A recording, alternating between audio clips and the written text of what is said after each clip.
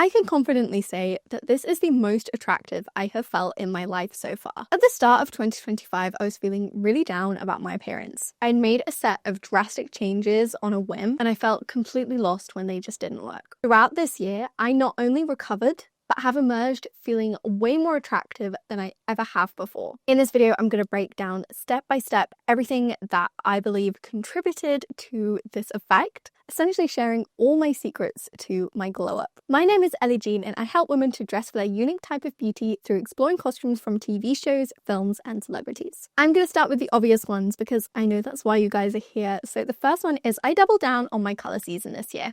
I still have a few special pieces in my wardrobe which are not in my colour season that are, 5-10 years old. But I would say every single item of clothing that I have worn this year is appropriate for my summer season and a lot more fitting for my soft summer season. I think it was last year, I think it was 2024 that I went, oh my god, I'm not a light summer. I'm a soft summer. Well, I think I did true summer first because I was like, oh no, I think I'm more dark than this. But I was resistant to soft summer because it was my favorite season. And I was like, well, that just can't work that way, which is exactly the kind of hang up which you should be aware of. It's not just things you don't like, but it's the things you do as well. Where I realized actually a lot of these light summers, like very pale pink colors, just they're not doing it for me. And then I tried true summer for a while, but those shades are just too cool toned for me. I was right with light summer in the sense of my level of cool to neutral. I definitely am neutral leaning cool rather than like solid cool toned. But my natural features are not that light. I'm actually very medium depth, as you can see. And this is with baby lights in my hair. So my natural hair is actually way too dark for my skin, which is quite pale. I'm actually much more medium contrast than I am low contrast, as you would expect in a light summer, who are low contrast but light, and low contrast but slightly bright. Actually, softness fits me a lot better, as well as those neutral, slightly deeper shades. And so this year I've just doubled down on it. I spent a lot of time on Index creating outfits which are soft summer friendly. I invested in some really important basics like my chocolate brown boots, chocolate brown bag. Chocolate brown has been the it colour of the year, especially for me in my wardrobe. And those are just really good neutrals for me. Investing in lots more tops that are appropriate for my colour season. And yeah, just filling my wardrobe with things that make me look and feel good. That's been amazing. I've also really solidified my style roots this year as mushroom mountain flower. I think I came to that realization last year as well. Adding things to your wardrobe is a really slow process. And, there were a few things that, I wanted to wear at the start of 2025. I was really obsessed with vintage silhouettes and I've just discovered through trial and error. I mean, I knew this anyway, but, I just confirmed that through trial and error that flared skirts are really difficult for me because I'm so narrow, and I really tuned into narrowness this year, included lots of narrow skirts, narrow tops, everything being a lot more fitted to my silhouette, which is best for my narrow and rounded frame, and I felt so much more confident in all of the seasons. So, just doubling down on my typings, colours, style roots, body type has been really, really valuable for me. The second most impactful thing that I did this year was grow my hair. It was one of my main New Year's resolutions, one of my personal rather than work New Year's resolutions, to grow my hair and to really invest in my hair care routine. I've been following Abby Young and Kaylee Boyle for a couple of years now, and I just went, I'm going to do all of this super consistently. And I would say it's probably the only New Year's resolution I set last year that I have fully embedded into my routine. There are habits that I tested and, I'm less frequent with. But these are essentially the things which have absolutely transformed my hair. Firstly, sleeping in a bonnet. Whenever I sleep now without a bonnet, I notice the difference so much in the morning. I notice that it's more matted, it gets more knotted. And every time you're dealing with that, you're breaking your hair, you're brushing through the knots, it's breaking as you sleep. Whereas when I put my hair in a bonnet, it's not, I'm not lying on it all the time, it's not getting stuck under me, it's not matting up because it's in the satin. And I think that has been the most consistent thing that I have done this year. And I think that is the thing that's made the biggest difference, just my night sleeping. On that note, just being more gentle with my hair. I actually very rarely brush my hair. I never brush my hair when it's wet now. When I wash my hair, which I do about 1.5 times a week, if you average it out, like twice a week, but not always, because that's just what my scalp happens to need. I will leave 2 conditioners or hair masks in for like 5 to 10 minutes each. Like my wash day is a long procedure, but by the end, my hair is like silk. And I would say if you struggle with that at all, if you struggle with dry hair, just spending longer in your shower or in your bath or sitting in hair masks has been the biggest change, I think, for how I wash my hair. Hair oiling this year, I always thought rosemary oil was a load of nonsense. I was so shocked when in the earlier half of this year, I included rosemary oil in my routine. I put it in the night before, and the amount of hair growth that I had on the front of my head and especially, you know, in the center part here was unreal. I didn't believe that could be a thing, so I was truly shocked. I did give it up in the second half of this year because you're not really supposed to use essential oils when you are trying to get pregnant or when you're pregnant, so I just didn't do that, and that's kind of been a thing that I have now left out of my routine as I'm trying to get pregnant again, and there's just no point in investing in it in the meantime. Other than rosemary oil, before I have a shower, again, usually the night before, I will run coconut oil and sometimes argan oil as well. I don't know if you're meant to do that, but that's what I've been doing. Just get the oil in there. Coconut oil or argan oil through my ends, not too thick. That was where I used to go wrong. I used to do loads and loads and loads and loads, and my hair doesn't need it. Just like, I would say like a squeeze, like that much that's in there, that much roughly into my hand. Go like this, and then I will just run my hands through my hair and then put it into its bonnet. That means my hair is already silk before I even get in the shower, and then I wash that with a really cleansing shampoo. Would highly recommend. Obviously, I don't colour my hair as much. I've had 2 sets of baby lights this year just to lighten it and soften it ever so slightly, which I may not do again. I will see how it looks next summer. But I think when I was first growing out my natural hair, or when, you know, I dyed it to match my natural hair, I think it was maybe just, and this is the thing with colour seasons, like the smallest change, if it's a shade too dark or a couple of shades too dark or too light, you will feel that in your face. And the colour that we went with, I think, was just ever so slightly too dark against me, and so I needed the baby lights just to soften it a bit and make it feel a little bit more natural for me. And I think, again, as my natural hair does come through, I think I'll like it even more. I do still use heat on my hair. That is something that hasn't changed. Mostly I use the Dyson or my Dreamy to add curls if I want a big hairstyle, anything like that. If I want it straight, I tend to use a straightener, but I'm getting a little addicted to straightening my hair at the moment, which is really bad because I think straightening your hair is so much worse because the heat seems to be much more direct on the hair, and also it tends to break hair as well. You tend to tug at your hair more. I mean, I'm very, very gentle with it, but yeah, it's not a habit that I should be getting into, but I do love it now that my hair is so much longer. So yeah, I still use heat on my hair, but I am much better at using Heat Protect. I did do head massages every evening much earlier this year.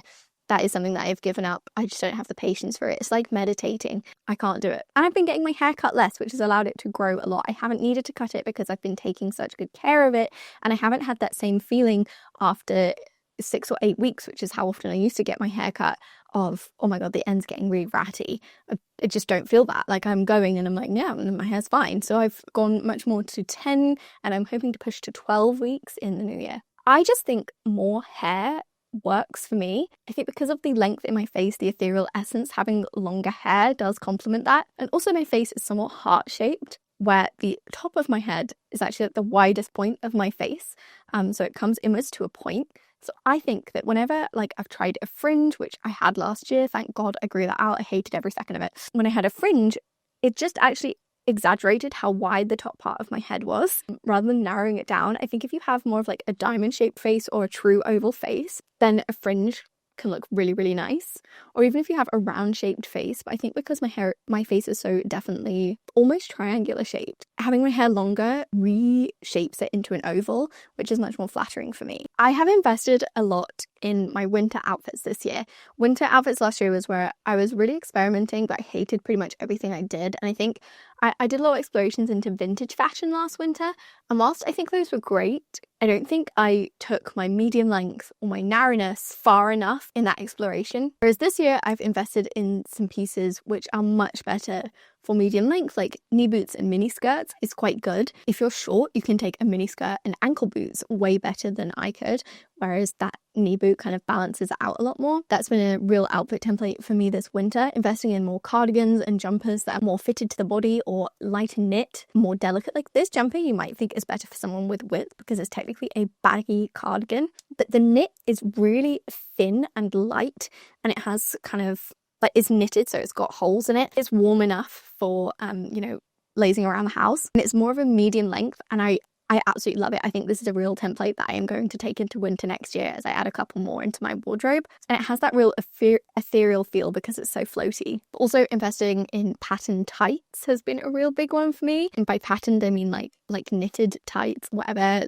sock details. I love socks as accessories, and that's been really fun for me this year. Just in investigating, what do I want my winter style to actually look like and what's going to suit me. Last year, so many of my winter outfits had so much volume, and I've really learned to bring that volume down this year and invest in some more tight-fitting things. Makeup routine. I spent a lot of time on my makeup in the 4 months that ran up to my wedding because I knew that I wanted to do my own makeup. We had a limited budget. I mean, we blew past it, but you know, it just shows how easy that it is to do. And makeup was one of those things where I'm really picky about how my face looks. As you guys know, I mean, it's what I do, and I know when it doesn't look or feel right. And whenever I've had my makeup done, I've learned things, but it's not quite right. You know, you know your face the best. So I invested a lot of time and money into learning how to do my makeup well. I had a session at Charlotte Tilbury where I learned a lot about putting on a base, and my makeup has become a lot more rigid this year, which I don't know if it's a good or bad thing, but I've definitely learned my best makeup look, and it's essentially the makeup look I wore on my wedding day, and I basically do variations of that look all the time now. I just have one eyeshadow palette that I use, which is a Rimmel London palette. It's not even a designer one, but it's the only one that I like. And the rest of my makeup, pretty much all of the rest of my makeup is Charlotte Tilbury, and I love all of the shades that they have. I think if you're a true summer, a lot of the Charlotte Tilbury shades are not going to be cool enough for you. I can find cool enough shades in Charlotte Tilbury for me as a soft summer. Some of these specific tips that I learned include pinks. I just don't suit anything other than pinks in my makeup. I don't suit a red lip. I don't suit eye makeup that has any sort of browns in it. I suit pinks and like warm greys. And there's just not much else that I look good in. And that's good to know, you know? It means I can stop trying to force it with other colours. Following these specific lines of my face, like I have very high, sharp cheekbones, and so trying to do like on the apples of my cheeks doesn't particularly work for me because my face naturally goes upwards, and so it just creates like a contrast. I spent a lot of time shaping my brows this year so that they are much more even and less messy and just cleaner. I think that is probably the biggest thing that I've done. Nikki is just narrowing down and getting rid of the things that don't work. My work from home outfits has definitely been in an improvement this year. I was very sad and struggled a lot in the second half of this year, and I just wanted getting dressed to be easy. For the first time in my life, I realized that I just needed my working from home outfits to be practical and simple, but I still wanted to feel like me. I still wanted to feel good, so I invested in, you know, some sweatpants, some leggings, some cardigans, some fitted tops, so I still felt sexy and like me. And I always wear my jewellery, and I did invest in a couple of necklaces and earrings and things this year, and I just made sure that all of those things made me feel good, made me feel like my style, and ultimately worked for me. No more gold jewellery. I did a big clear out of all my jewellery this year and worked out the things that just don't suit me. And in fact, I think I could go through it again and get rid of even more stuff. I like wearing my silver hoops. I like wearing my small silver hoops. I like wearing my big silver hoops, which have just broken, and I'm tragically sad about it. So I need some more big silver hoops that are thin and lightweight, like my ones. I don't know where I'm going to find those. I like wearing my dangly earrings, the ones I bought for my wedding. I love wearing them, and that's pretty much it. Like, I don't really like colourful earrings. I'd like to find some colourful earrings that I do like. Mostly, I just like wearing simple silver earrings that have some size to them, you know? I think that would be really good. I'm embracing my sexier side. I feel like I focused so much in my early 20s on being modest, and I still think the outfits I wear you wouldn't look at and think they were immodest, but definitely I'm embracing wearing more fitted silhouettes and showing a little bit more skin because I am going into my 20s. I'm a grown woman now, and I don't need to be so like afraid of that. And I can have little touches of that. I feel more like a woman. I don't feel like I'm pretending anymore when I dress in a slightly more womanly way. Like, I feel like that's just the person that I'm growing into, and I think that's really fun. Workouts. In the first half of this year, before the wedding and everything after, I was the most toned I've ever been. I was really consistent with workouts for about 3 months, doing them maybe two times a week, probably, realistically. It was subtle, and I think only I would really notice. Like, I wasn't ripped by any means. I actually could feel my arm muscle for the first time in my life. It wasn't just like soft, squidgy flesh in there. And I could like feel that my stomach was more toned, and it was just, I was really impressed with myself. I've never done that before in my life, and it just made me feel really good. And the last one, the most important one, is happiness. Once again, I've had one of the best and worst years of my life. Why does it always come to me like that? I always get either like a very neutral year, or I get a year that has the biggest highs and lows that anyone's ever experienced. But the happiness this year definitely outweighs the very sad stuff. Yeah, I like almost every month of this year had like some of the most joyful moments of my entire life. Going to Lisbon with my friends, getting engaged, every single day in the run up to my wedding was the most exciting day of my life. I loved that process so much. My wedding day, my honeymoon, and even though for those who don't know, I'm kind of speaking in code for some reason. After that, I got pregnant. It was very hard, and then lost the baby. And even though a lot of that was very, very difficult, there were these really beautiful and profound moments of joy and closeness and love that I experienced. Yeah, I saw my family, my wider family, for the first time in like a year. By coincidence, a couple of days, when I was in the middle of that process, and all of them hugged me and told me how much they loved me and that they were thinking about me, and I felt so loved and supported, and it was just such a wonderful day. And like, me and Arthur spent a lot of time like glued together on the sofa watching Harry Potter and eating whatever the hell we wanted, and obviously so much time with my mum and being close together and having fun and going shopping. And like, through that sadness there was so much like deep love. And I just think this year has been very happy, and I think you can see that in a lot of my pictures. I think that has brought me this inexplicable glow, filling your life with joy. So I hope you've enjoyed this video. I hope you got something from it. I hope that you glow up in a way that, whatever that means to you in 2026, and that you find some more confidence, and hopefully some of my tips help you to get there. Thanks so much for watching. I'll see you next time.